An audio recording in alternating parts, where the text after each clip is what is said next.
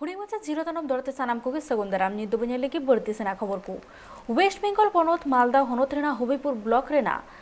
बैदपुर पंचायत रेना माइविता अतु रेना हिजु सेनो डाहार तो अडी की बड़ी आकाना ओना समुद्र बांगा ओना डाहार रेना तालारे बारिया खड़ी मेना आकादा और ओना खड़ी रे ब्रिज हो बनु आकादा जबुत ऑक्टो दा पेरेलेन खान डाहार हो पूरापूरी उनुमोआ ओनाते एटकेटोरे अडी तेद की बर्तिया ओंडेरेन हर कोआ और नोआ डाहार जुट लेगिते बार-बार को नेलिस आकादा प्रशासन ठेन मेनखान डाहार दो नीत रहो इंके गे मेना आकाद गया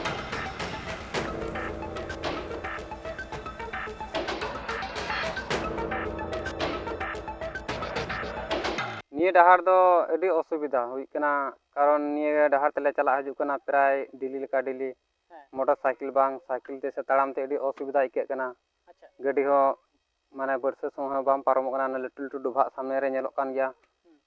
कोनो जगह लसो डुभा मिना ना खातिर ते पाले पारम दाड़ी कना अडी असुविधा ले मिना लिया तो छे ये माने बरसा दिन चेल का असुविधा हुई कना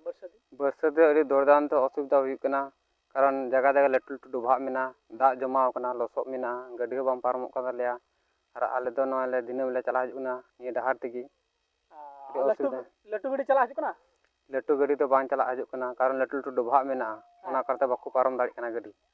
ताले एम्बुलेंस को चिकाते चला हजु एम्बुलेंस हो निये डाहार तो बाम पारमा ताले रुगी की तो अडी कष्ट को चला कना रुगी तो अडी कष्ट पारम कना कारण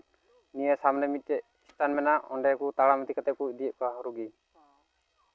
ताले अडी अनाट रे मेना पे आले अडी अनाट रे मेना लिया कष्ट रे मेना लिया माने निये लहा राज रे हर को पे बड़ाई चुका को नेले बड़ाई चुका का नित दबी को बको कोरा ताड़ी कदा से को मेन काले जे कोरा कर नित दबी बको कोरा कदा इनका गे मेना आमा बछर धरे और किछु बाकी मेना हानते हानते हुई किना और नते 2 किलोमीटर रास्ता तो औरिया औरिया इनका गे मेना